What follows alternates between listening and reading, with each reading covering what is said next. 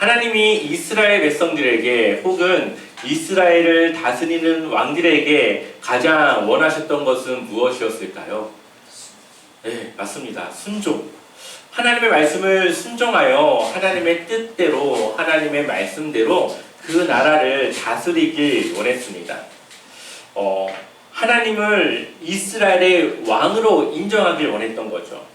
비록 하나님이 그들을 인도하셨다가 중간에 사람들이 왕을 세우길 원하셔서 왕을 세우는 것을 허락하셨지만 그 왕들 또한 하나님의 말씀에 순종하여 그 왕들이 그 이스라엘을 하나님의 귀한 나라로 이끌어 가길 원하셨습니다.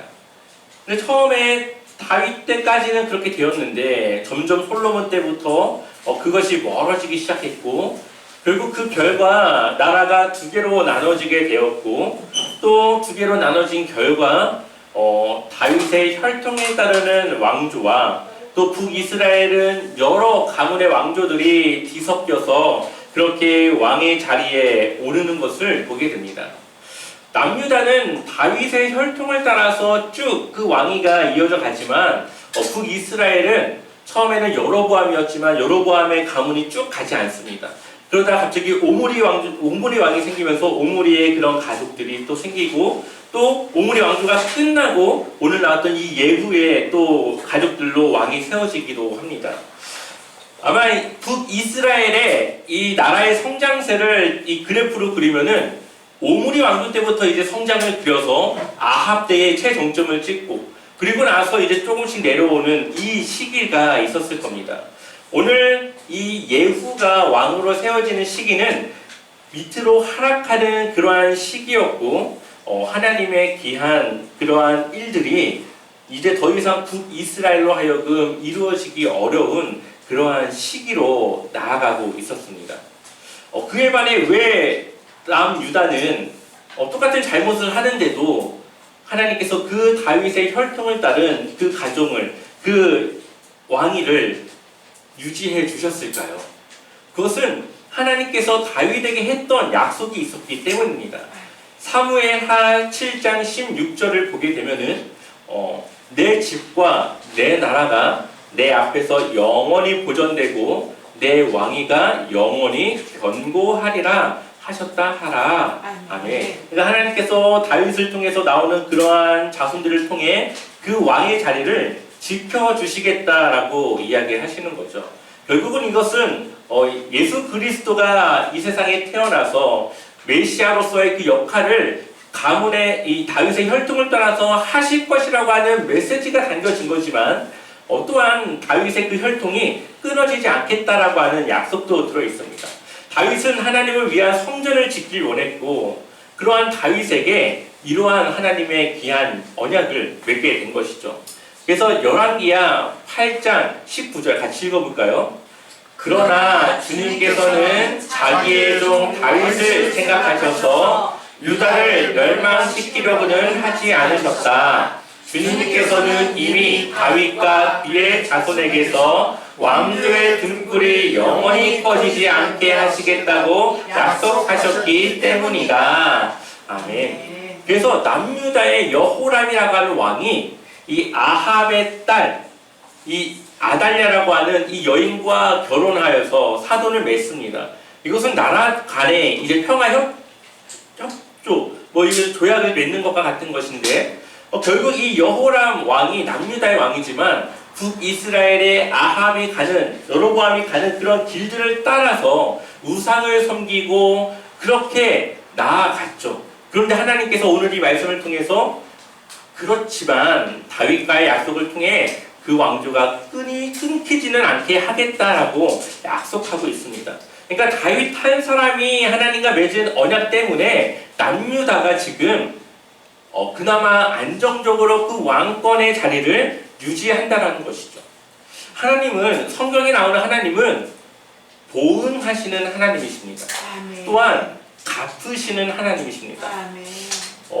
다윗 한 사람의 그러한 하나님 앞의 순종 때문에 남유다가 그나마 하나님께서 유지해주고 있죠. 신명기에서 말하는 그러한 하나님의 귀한 은혜는 하나님께 순종하는 자에게는 축복을, 또한 하나님 앞에 죄를 짓는 자에게는 저주를 내리신다는 게 신명기에서 주는 메시지입니다. 그러니 다윗이 하나님 앞에 순종했기 때문에 그에게 축복을 해주셨는데, 다윗에게 주신 축복이 그의 자손들까지도 그 혜택을 누리고 있다고 볼 수가 있는 것이죠. 또한 순종하지 않는 북이스라엘의 왕조는 불안정하고 자주 바뀝니다. 여로보암의 자손들이 아니라 그 이후에 다른 또 오므리를 통해서 쿠데타가 일어나는 거죠. 그래서 왕조가 바뀌고, 또 다시 예후가 오늘 쿠데타를 일으켜서 또 다시 왕조가 바뀌고, 이런 일들이 반복되면서 나라가 불안정하게 갑니다. 또한 그들은 하나님이 아닌 우상을 섬겼기 때문에 결국 아수르라고 하는 나라에 의해서 멸망을 당하게 되죠. 오늘 말씀에 보면은 예후가 북이스라엘의 왕으로 선택을 받아서 기름을 부음받습니다. 그가 해야 될 일은 오므리 왕조를 심판하는 일입니다. 그래서 열왕기하 9장 6절을 보면 예후가 일어나 집으로 들어가니 청년이 그의 머리에 기름을 부으며, 엘리사가 보낸 그 선지자 제자의 청년입니다. 그에게 이르되 이스라엘 하나님 여호와의 말씀이 내가 내게 기름을 부어 여호와의 백성 곧 이스라엘의 왕으로 삼노니. 아멘. 아멘. 북이스라엘의 왕으로 그를 이제 삼습니다. 그리고 7절에 뭐라고 말합니까? 너는 내 주 아합의 집을 치라. 내가 나의 종 곧 선지자들의 피와 여호와의 종들의 피를 이세벨에게 갚아주리라. 아멘. 이들의 악한 행실을 하나님은 보고 계셨고 그것을 심판하시고자 하는 것입니다. 근데 이미 원래는 심판을 받았어야 되는데 하나님께서 이 아합에게 주신 메시지를 듣고 아합이 하나님 앞에 겸비했습니다. 겸비했다는 말은 겸손한 마음으로 하나님의 말씀을 받았다는 거예요. 그래서 하나님이 그의 겸비한 모습을 보고 이 심판의 시간을 뒤로 미루셨습니다. 우리 한번 열왕기상 21장 29절의 말씀을 같이 읽어보겠습니다. 함께 읽겠습니다. 아합이 내 앞에서 겸비함을 내가 보느냐 그가 내 앞에서 겸비함으로 내가 재앙을 저의 시대에는 내리지 아니하고 그 아들의 시대에야 그의 집에 재앙을 내리리라 하셨더라. 아멘. 하나님께서 아합 왕 때에 내려야 될 그 심판을 유예하셔서 그의 아들인 요람 왕이 왕으로 있을 때에 심판하시겠다라고 말씀하십니다. 하나님께서 이 심판의 기간을 뒤로 미루신 이유는 나중에 뒤로 미뤄서 꼭 그것을 내가 할 거야가 아니라 아합의 겸비함을 보고 심판을 미룬 그것을 통해 하나님께 지금이라도 회개하면 그들의 그 심판이 미뤄지거나 용서받을 수 있다는 것을 그들이 깨닫고 우상을 섬기는 것을 버리고 하나님께 돌아올 것을 기대하셨던 거죠. 그러나 아합은 이때만 그냥 마음을 겸비했을 뿐이지 그 이후에 그의 자손들은 여전히 하나님을 떠나 바알이라고 하는 우상을 섬기고 있었습니다. 그리고 결국 하나님은 그분이 말씀하신 대로 이 아합의 그러한 왕위의 이 가문을 심판하시는 것이죠. 이 심판의 과정을 보게 된다면 요람 왕이 예후의 화살을 맞아서 죽게 됩니다. 또한 남유다의 아하시아 왕이 이 사돈이니까 요람 왕의 병문안을 왔다가 예후에게 잡혀서 죽임을 당합니다. 뿐만 아니라 이세벨은 신하들이 그 여인을 배신하여서 창밖으로 던져서 결국 또 죽음을 당하게 되죠. 이세벨의 이 죽음은 나봇의 억울함을 하나님께서 갚으시는 겁니다. 나봇을 모함해서 깡패들에게 그를 모함하게 해서 그를 죽입니다. 그리고 아합이 갖고 싶었던 그의 포도원을 소유하게 되죠. 근데 하나님은 그것에 대해서도 잊지 아니하시고 그의 그러한 악행을 갚아주시는 것입니다. 이러한 과정에 이세벨의 이 죽음의 과정에는 어떤 것이 있느냐? 하나님과 바알 중에 어떤 신이 진짜인가를 보여주는 겁니다. 하나님께서는 하신 말씀을 그대로 이루시고 행하실 수 있는 살아계신 하나님이시지만 이 이세벨이라고 하는 여인이 믿는 이 바알은 그를 믿는 이 사람들을 위해서 아무것도 할 수 없는, 자신을 믿는 그 사람들의 죽음을 막을 수 없는, 힘이 없는, 아무것도 할 수 없는 그러한 죽은 신이라는 것을 보여주는 것이죠. 하나님은 살아계신 진정한 하나님이시고 바알은 아무것도 할 수 없는 죽은 신인 것을 하나님은 보여주고 있습니다. 또한 이세벨은 죽어서도 수치를 당합니다. 그의 시체를 통해서 장사를 지내려고, 장례를 치르려고 하지만 걔들이 이미 그의 시체를 먹어버렸고 남아있는 시체가 별로 없어서 이 장례를 치르는 것조차가 어려운 그러한 상태를 보여주는 것이죠.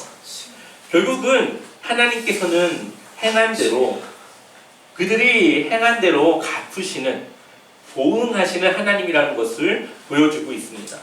이처럼 철저하게 하나님의 심판의 도구로서 그 일을 수행했던 왕이 바로 예후였습니다. 그동안 북이스라엘의 왕들 중에서 예후와 같이 이 우상을 철폐하거나 하나님의 말씀에 이렇게 순종하여서 일했던 왕들이 없었습니다. 특히 바알이라고 하는 이 우상을 제거했다라는 것은 하나님 보시기에 아주 정직한 일이었다라고 성경은 이야기합니다. 바알의 제사장들을 다 불러놓고 이제 자신이 바알을 섬길 것처럼 다 불러놓고 그들을 그 신전에서 다 몰살시켜버리죠. 이처럼 예후는 하나님께서 원하셨던 일들을 아주 신실하게 했던 왕입니다. 그런데 예후가 하나님께 인정받지는 못했습니다. 열왕기하 10장 28절을 보면은 예후가 이와 같이 이스라엘 중에서 바알을 멸하였으나, 하나님을 대적했던 이 바알이라고 하는 우상은 제거했지만 29절을 보면 이스라엘에게 범죄하게 한 느밧의 아들 여로보암의 죄, 곧 베델과 단에 있는 금송아지를 섬기는 죄에서는 어떻게 했다고요? 떠나지 아니하였더라. 왜 안 떠났을까요? 왜 다른 거 다 했는데 이거는 못했을까요? 여로보암이 이 금송아지를 세운 이유가 자신들은 북이스라엘에 있고 예루살렘 성전은 남유다에 있고 절기 때마다 그들이 남유다에 가서 그 성전에서 제사를 지내며 하나님께 예배해야 되는데, 여로보암의 마음에는 그러면은 사람들이 남유다 가서 살 것 같은데, 그럼 사람들은 남유다의 왕을 진짜 왕으로 인정할 것 같은데 라는 두려움이 있었습니다. 그래서 금송아지를 세우면서 이것이 이제 너희를 인도해낸 하나님이니까 이 송아지를 섬겨라 라고 해서 만든 것이 바로 이 금송아지입니다. 근데 똑같이 예후가 똑같은 생각을 가진 거죠. 하나님께서 그를 왕으로 세우셨지만 예후는 그들이 또 예루살렘에 가면 자신은 쿠데타를 일으켜서 세운 약간 부정한 왕이니까 자신을 인정하지 않고 사람들이 자신을 버릴 것 같은 그런 생각에 그가 이 베델과 단에 있는 금송아지를 하나님이라고 하며 섬길 것을 사람들에게 이야기를 한 것입니다. 결국 바알은 그렇지만 여전히 북이스라엘에는 하나님이 아니라 우상을 섬기고 있는 것이었죠. 그래서 결국은 이 송아지를 없애지 못했습니다. 만약에 예후가 이 송아지까지 없애고 하나님을 믿는 그런 북이스라엘을 만들었다면 하나님은 이 예후에게 다윗에게 주었던 그러한 약속을 해주셨을 것입니다. 왜냐하면 하나님은 여로보암에게 그 약속을 똑같이 했기 때문입니다. 열왕기상 11장 38절을 읽어보겠습니다. 만일 내가 명령한 모든 일에 순종하고 내 길로 행하며 내 눈앞에 합당한 일을 하며 내 통가이신 한같이 내 명령을 지키면 내가 너와 함께 있어 내가 다윗을 위하여 세운 것 같이 너를 위하여 견고한 집을 세우고 이스라엘을 내게 주리라. 아멘. 북이스라엘의 초대 왕이었던 여로보암에게 하나님께서 약속하신 말씀입니다. 그런데 다윗과 같은 길을 가지 못했죠. 결국은 예후도 똑같이 여로보암과 같이 금송아지를 없애지 못했습니다. 하지만 그가 했던 행적이 있지 않습니까? 바알을 없애고 하나님의 심판을 대행하고, 그렇기 때문에 하나님께서 그에게 4대까지는 내가 왕을 인정해 주겠다라고 이야기합니다. 열왕기하 10장 30절 같이 읽어보겠습니다. 여호와께서 예후에게 이르시되 내가 나 보기에 정직한 일을 행하되 잘 행하여 내 마음에 있는 대로 아합 집에 다 행하였은즉 내 자손이 이스라엘 왕위를 이어 4대를 지내리라 하시니라. 아멘. 예후가 한 만큼 하나님은 예후를 위한 그러한 갚음을, 보응을 해 주시는 것을 보게 됩니다. 그래서 북이스라엘이 존재한 기간을 약 210년으로 보는데 그 중에 한 100년이 이 예후와 그의 자손들이 이 왕의 자리를 차지했던 기간입니다. 그러니까 거의 한 2분의 1, 절반 정도를 이 예후의 가문이 북이스라엘을 다스린 거죠. 오므리 왕조가 아무리 위대하고 이 나라를 잘 다스렸지만 그 기간이 얼마 되지는 않습니다. 하나님은 갚으시는 하나님, 우리가 행한 대로 그것을 보응하시는 하나님이십니다. 오늘 이 말씀을 통해서 우리가 한 가지 알아야 될 것은 우리가 왜 순종해야 될까? 하나님께 왜 우리가 순종해야 될까를 기억하고 이유를 알게 하십니다. 신앙생활을 하다 보면 억울할 때가 있습니다. 하나님의 말씀대로 나는 살려고 하는데 그것이 나에게 독이 되고 오히려 내 인생에 별로 그게 도움이 되지 않을 때가 있죠. 아무도 그것을 인정해주지 않는데 내가 뭐하러 하나님 말씀에 순종해야 되는가라는 생각을 할 때가 있습니다. 그런데 하나님은 우리의 생활, 우리의 삶, 우리의 행동을 다 보고 계시고 또 그것을 우리를 위해서 갚으시고 보응하고 있다는 겁니다. 그래서 우리는 하나님의 말씀에 순종하지 않고 싶을 때가 있지만 우리가 그것을 이겨내고 순종해야만 우리에게 유익이 있을 수 있는 것입니다. 오늘 말씀을 보면 하나님의 말씀에 순종해야 될 이유가 바로 하나님은 보응하시는 하나님이시기 때문이죠. 이 보응하다라고 하는 말을 사전적으로 의미를 보면 착한 일과 악한 일이 그 원인과 결과에 따라 대갚음을 받다라고 써 있습니다. 그러니까 착한 일을 착한 일로 갚음 받고 악한 일은 악한 것으로 갚음을 받는다라는 것이 보응하다인데 하나님은 보응하시는 하나님이십니다. 우리가 하나님께 행한 대로 순종한 대로 갚으시는 것이죠. 물론 그것이 어떠한 모습, 어떠한 상황으로 갚아질지는 우리는 알 수 없지만 하나님은 우리의 삶 속에 늘 개입하시고 함께 하셔서 우리를 위해서 그렇게 하신다는 겁니다. 우리가 선한 삶을 살아가는 이유는 하나님의 자녀가 되었고 하나님의 형상을 우리가 회복했기 때문입니다. 하나님의 형상이 우리 안에 있기 때문에 우리는 하나님의 선한 그 일들을 따라 살아가는 것입니다. 그래서 세상이 나를 어떻게 하든 주변 사람들이 어떻게 나를 대하든 나는 하나님의 말씀대로 순종하고 말씀을 따라 살아가야 합니다. 때로는 그것이 미련해 보이고 바보 같아 보입니다. 누가 인정한다고 누가 그걸 본다고 그걸 그렇게 살아가냐 하면서 스스로 내 자신이 미련하고 한심할 때가 있습니다.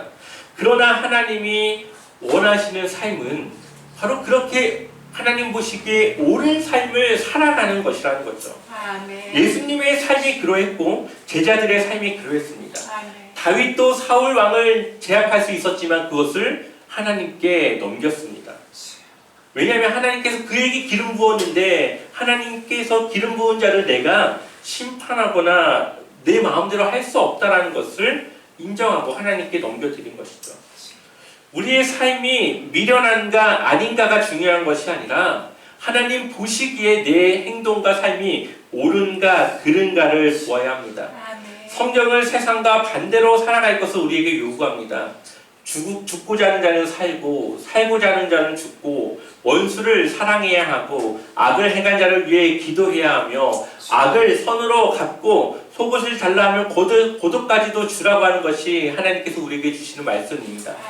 물론 지혜롭게 상황을 판단하고 행동해야 할 필요는 있습니다. 무조건 그것을 다 행하라는 것이 아니라 정말로 그 상황을 보고 잘 판단해서 그렇게 하는 것이 옳다라고 하면은 그렇게 해야 된다는 거죠.